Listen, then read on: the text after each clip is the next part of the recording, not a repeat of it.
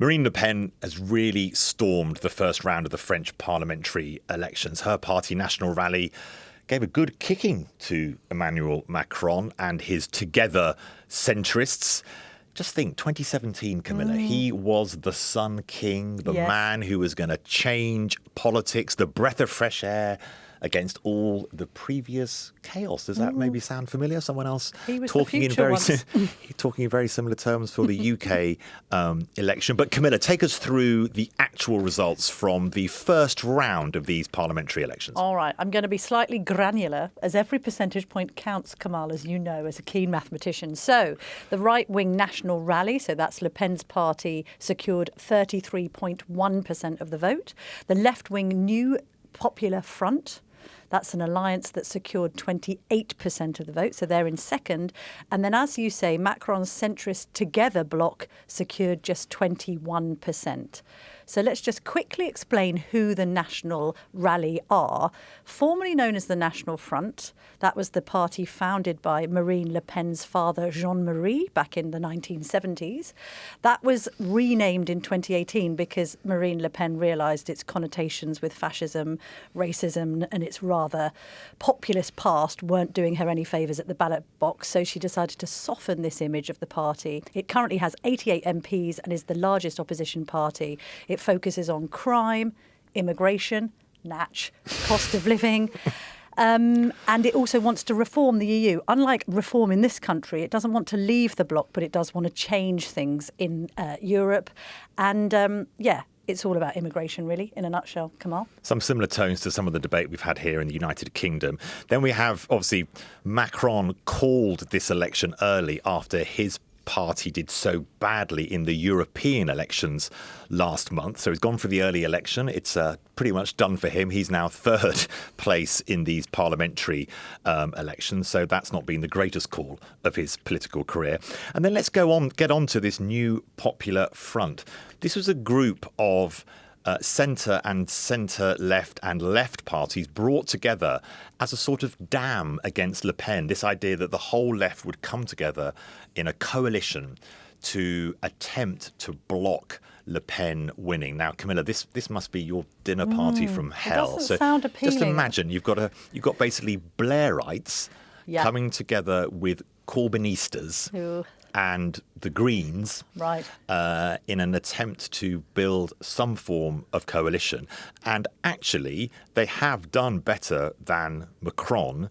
And we're going to come to this discussion a little bit later in the podcast. But with this next second round and how French politics works, this left-wing coalition could be the actual key battleground against the right rather than Macron against the right. I mean, it doesn't sound like you want to necessarily have a dinner party with any of these key protagonists, to be honest. It's a little bit like France is facing that Sophie's choice we talked about last week with the Americans being offered Trump and Biden, and indeed good old Robert Blackstock pointing out that our own election was a choice between Sunak and Starmer and asking the question, is this really the best that Britain can do? But let's bring Henry Samuel, our Paris correspondent, into the conversation.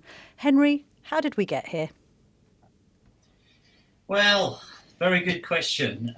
Very good question.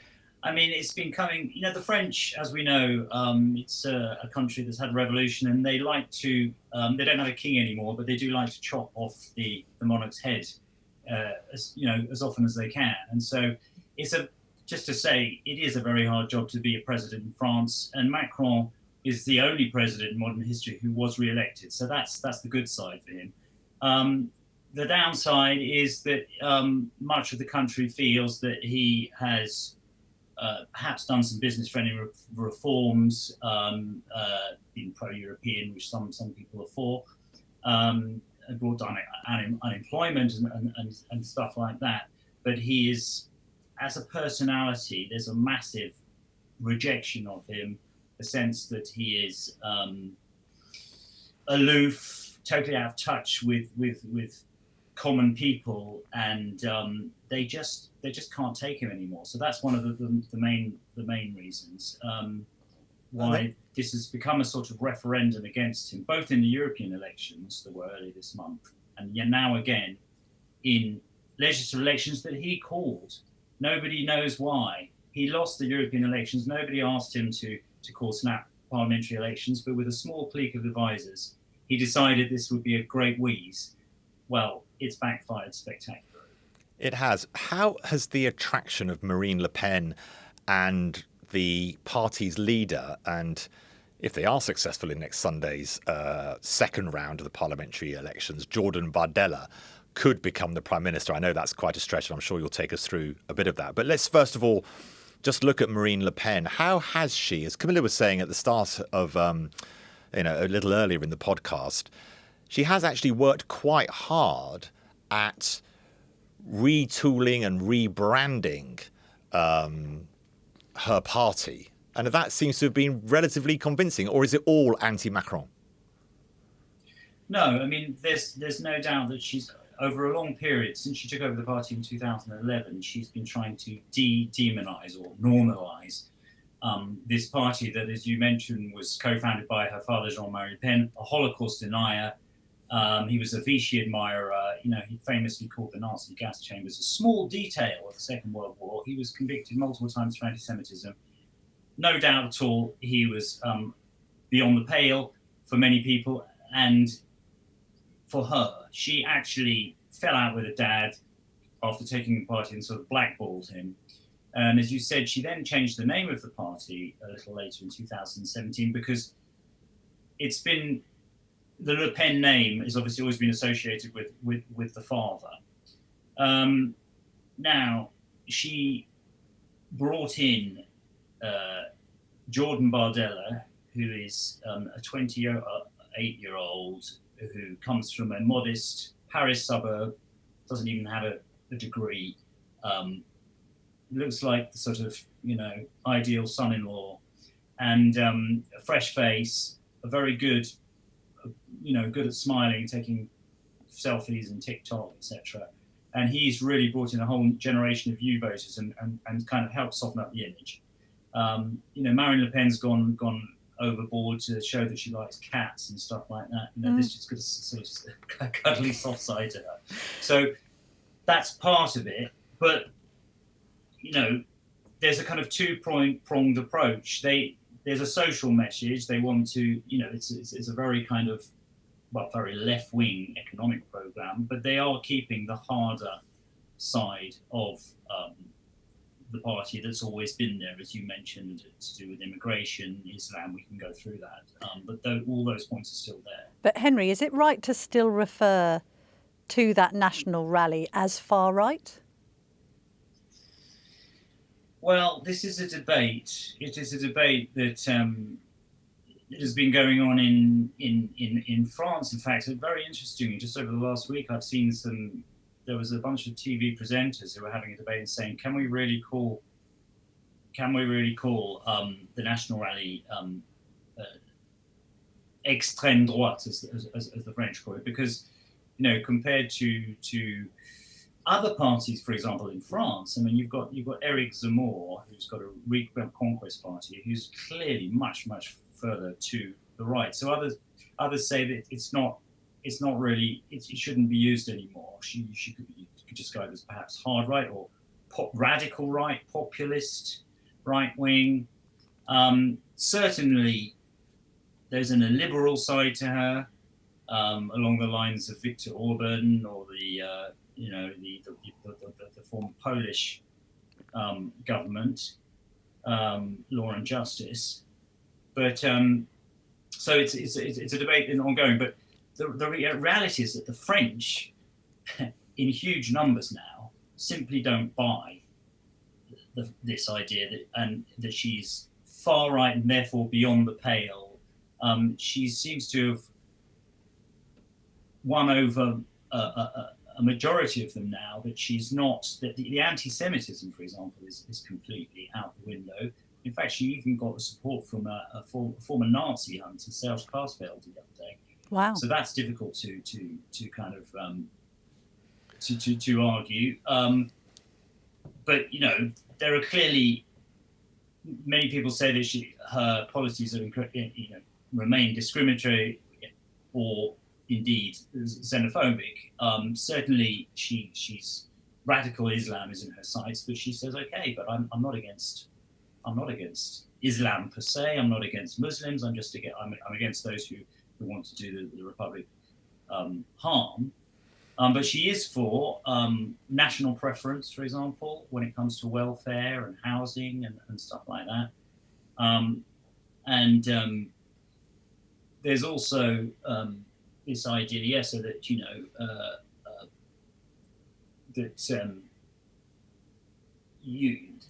dual nationals, for example, shouldn't be given sensitive posts. That's quite a divisive line there. So it depends who you talk to. Yeah, I'm sure. I think, Henry, it isn't it. It's a sort of point of view for many black and brown French people. She will be seen as pretty extreme. She wants to change what's called birthright citizenship, so that if you are, born but have foreign parents, your citizenship is in question, and that kind of thing will seem radical, extreme. But I think you're right to test this idea of what actually is far right, and don't debase the language. Let's move on to the left-hand side of the ledger, so to speak, Henry. Jean-Luc Mélenchon, who is leading the left-wing New Popular Front. I mean, he's a pretty tub-thumping, who's also a politician, who's also got some question marks over the way he approaches politics. When we look at the next round, Henry, it's very complicated for outsiders to judge how French politics works. So it's every seat where the candidate did not get more than 50% of the vote now goes to the second round on Sunday. Henry, you wrote a great piece on telegraph.co.uk, which I'd encourage everyone to go and read. But just walk us through, just because Marine Le Pen won pretty convincingly in this first round, doesn't necessarily mean that at the end of Sunday it's going to be her party that's going to be taking over as Prime Minister. That's correct. So we had legislative elections. This was the first round. Up for grabs are 577 seats in the National Assembly, and you need 289 to have an absolute majority. Now, in France is a presidential system where the president calls most of the shots if he has a parliamentary majority to back him up. That's not going to be the case next Sunday. He is clearly not going to have that. I mean, he had 250 MPs, which already wasn't an absolute majority that he got in 2022. He's looking now probably to have between 70 and 100. So it's pretty much a wipeout. The National Rally had 89 MPs in 2022. They're heading for a similar amount probably to what Macron had in 2022, probably 250, perhaps an absolute majority, but they're saying it's unlikely. And the left-wing alliance that you mentioned will also definitely fall short of an absolute majority. Perhaps they'll get like 150 seats. So the question is, what's going to happen next? And the Jordan Bardella has already said if they don't get an absolute majority, he will not accept to be the next prime minister. If you become a prime minister in the opposition, then you are in cohabitation with the president. If you have an absolute majority, then essentially you call the shots. The opposition calls the shots, and the president can't do much apart from foreign policy and defence, and even that's debatable. So essentially Macron would be a lame duck. But there is quite a lot to play for, because there are a lot of three-way races ahead of the second round. In other words, anyone who got over 12.5% of the registered vote in round one goes into the second round. Usually in French parliamentary history, there have been very few of these. This time, a huge number of three-ways are going to take place, perhaps around 300. So, of course, it's all about horse trading now.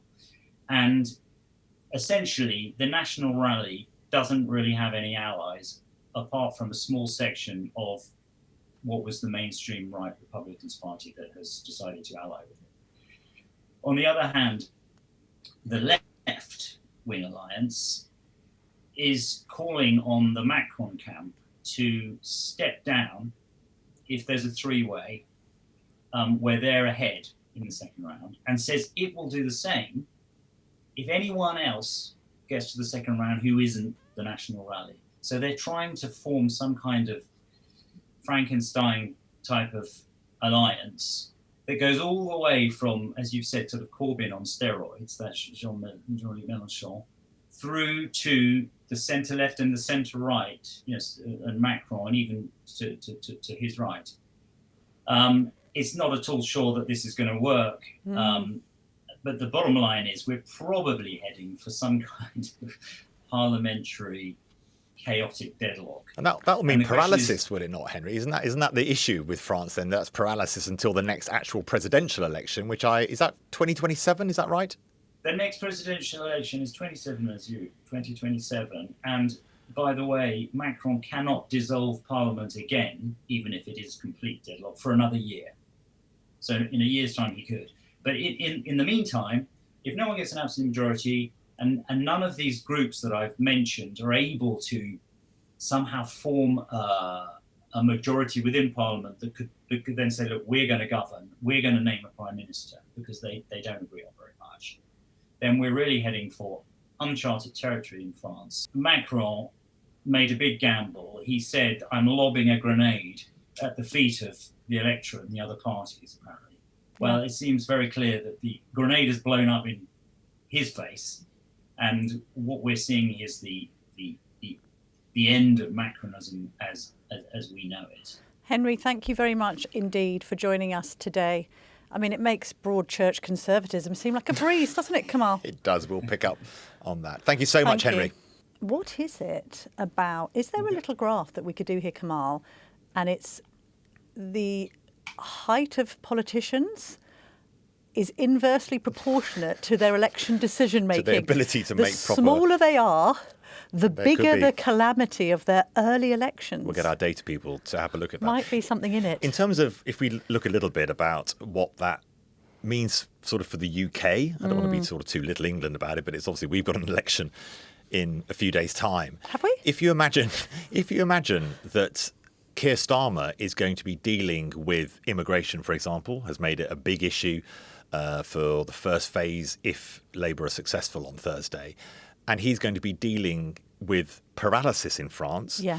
And if you go back to the last period of cohabitation, which was in the 1990s, if there is a president and a prime minister from different parties who simply cannot agree, legislation stops. And so the idea that Starmer will be able to go to France and make a new deal on this, that or the other seems increasingly difficult. Also, for the European Union, if France is in a position where it is not able to make new agreements on immigration, for example, then the UK's relationship with the EU.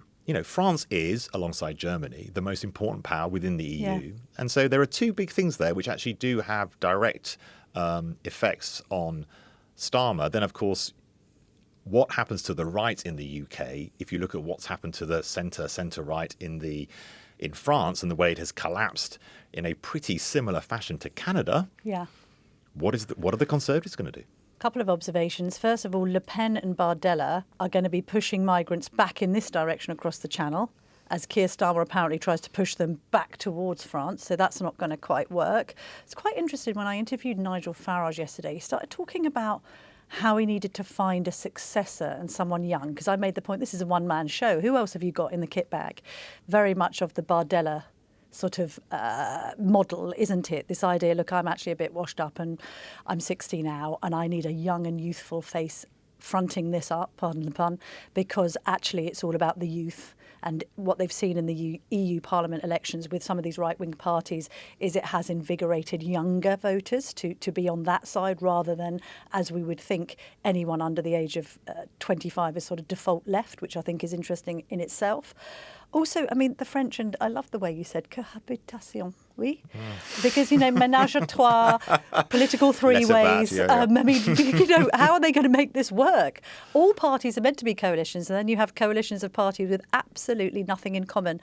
Just of interest are the readers' reactions to this. Anne Chalk reads, "This is what happens when the political elite ignores the electorate. The same will happen in the UK after 5 years of Keir Starmer and the left."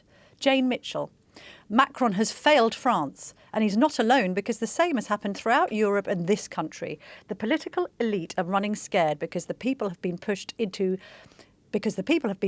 intolerance and standing up in numbers against what we've all been forced to live in the name of democracy." So this is very much actually speaking Faragian language, isn't it? The people against the elite. But the point you make, if you look at the US, if you look at the UK, if you look at France, all for different reasons, the big issue has been throw out the lot that are in power. Yes.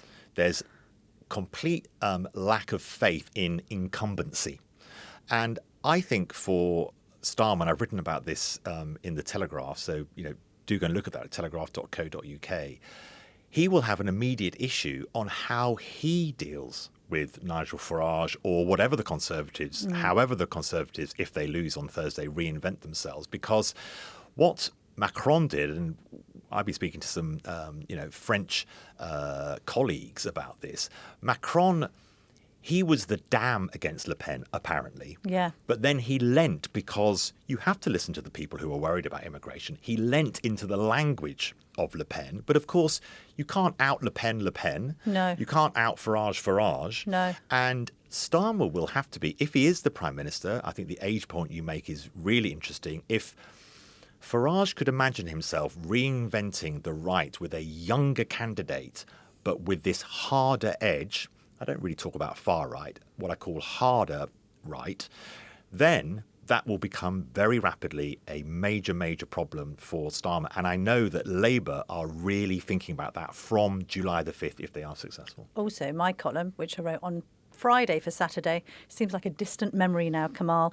I made the point that Starmer's going to have a problem on his hands if, following the disaster debate of Thursday night, Biden continues to run, Trump therefore wins, and then Starmer, shadow Foreign Secretary, perhaps soon to be Foreign Secretary, although there's suggestions he might be ditched actually because of his inappropriate remarks about Trump in the past, David Lammy, all of them dealing with the big orange honey monster over in the Oval Office and how difficult that's going to be for our so-called special relationship. And by the way, as the rest of Europe and indeed America moves rightward and anti-woke, we're going to have Starmer's administration looking a little bit out of sync with the rest of the world. It's going to be amazing to think that next Monday is the first NATO summit for the new Prime Minister of the UK. That's going to be one to where you'd like to be a fly on the wall. There's only one job, of course, harder than being the leader of a Western democracy facing an election, and that is being the manager of England's football team. Although they've been saved by the Bellingham, which is a reference that only people who grew up in the 1980s will understand. Blank faces in the production team here all going, what are you talking about? But Saved by the Bell and the character Screech will be familiar to some. Can Southgate pull off another miracle against Switzerland, Kamal? We're going to be asking our resident football supremo over in Germany, Thom Gibbs. Tom, welcome from Germany. Lovely to have you on the Daily Tea again. The players don't seem very happy. Now, Tom, take us into the camp. What is our intelligence telling us about? Are there actual tensions within the England team? Are they sitting there going, no? Are they all agreeing with what Declan Rice said? We're all behind the gaffer. He's amazing. Or is it actually a bit more tense within the team itself?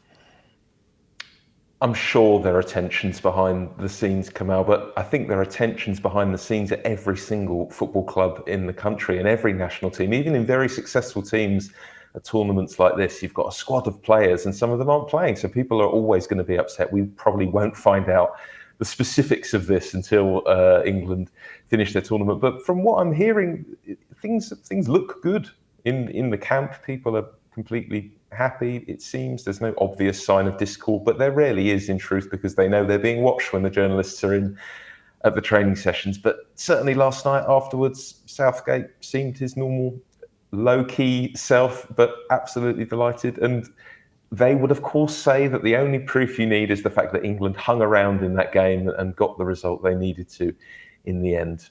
But is there this sense that, I mean, I appreciate all of us armchair pundits saying who we would start and who we wouldn't and who we wouldn't, and, you know, Kane this and this left wing, left back problem. I mean, do we think the players echo that? I only ask, and we're asking about the kind of gelling of the team, because on the pitch it doesn't look as if, it looks like they're playing like a team of champions but not a champion team. Then we had clearly Ivan Toney looking very angry about being put on so late. And then we've had a bit of Southgate talking about managing Bellingham at the age of 21. He had his birthday at the weekend. And you perhaps get this sense of some sort of divide. We're wondering, I guess, whether the players... Bellingham made that point about people talking rubbish, which presumably which we means... could be, of course. We could be, and all the other kind of, you know, podcasters out there on various different platforms could well be talking rubbish because they're not there and they're not in the stadium on the night. But I don't know, it just doesn't seem like a happy camp. Maybe it's a generational divide. Could be, and it doesn't look any different to me. There was a moment last night when a player was down injured and all the England players went over to the bench and had some delicious isotonic drinks, and Southgate was talking to them, and none of them looked to be paying him all that much attention. However, I do think you see that again and again in football matches when a team is losing. It doesn't matter if it's Sir Alex Ferguson standing there or a really good manager like Sarina Wiegman. You will always have players looking slightly disengaged and probably slightly distracted because it's a very difficult and intense game to be playing all the time. But it's interesting what you say about Toney. I mean, Southgate was quite clear about that afterwards, that Toney was upset with him for being asked to go on. But given how he played, I think Southgate should probably be upsetting a lot more players. He gave England a real spark and impetus. I think more anger is required in the games that follow. Now, Tom and Camilla, I'm going to make an admission.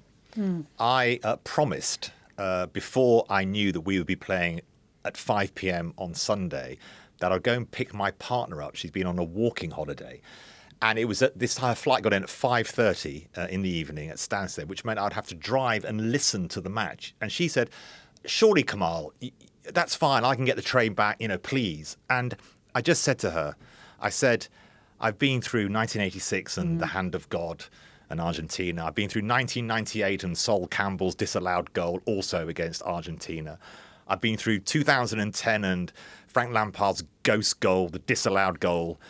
As an England fan, I find watching the team, and I've watched the first 3 games in almost silence as I watch England labour along. You're all right. I know. I thank you for your help in this. Okay. And I must admit, it doesn't bring me great joy, the idea of sitting down and watching England. And although we did listen to it on the radio all the way up and then all the way back, and, you know, of course, you know, we yelped with glee when Bellingham's bicycle kick went in and then Kane's header in the first minute of extra time.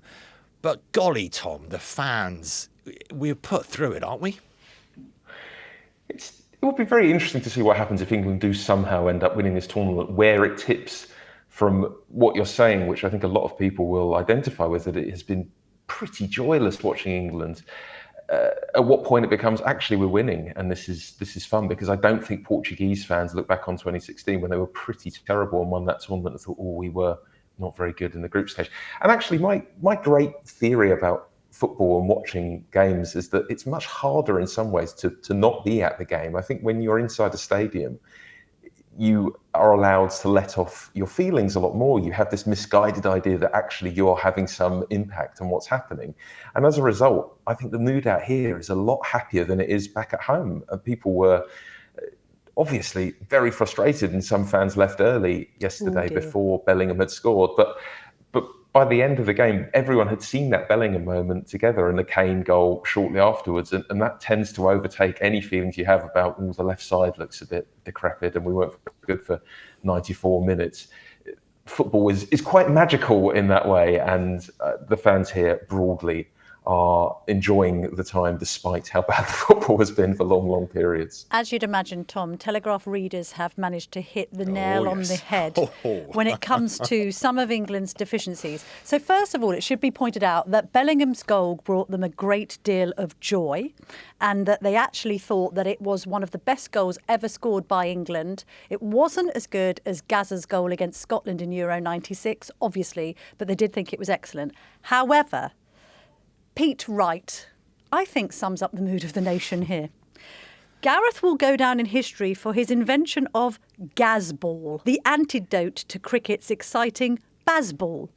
This tactical genius has discovered the most boring, soul-destroying, cautious, ugly way of playing football known to mankind. And then I'll just bring in Frank Fahey. And I think Tom, this touches on a point you make.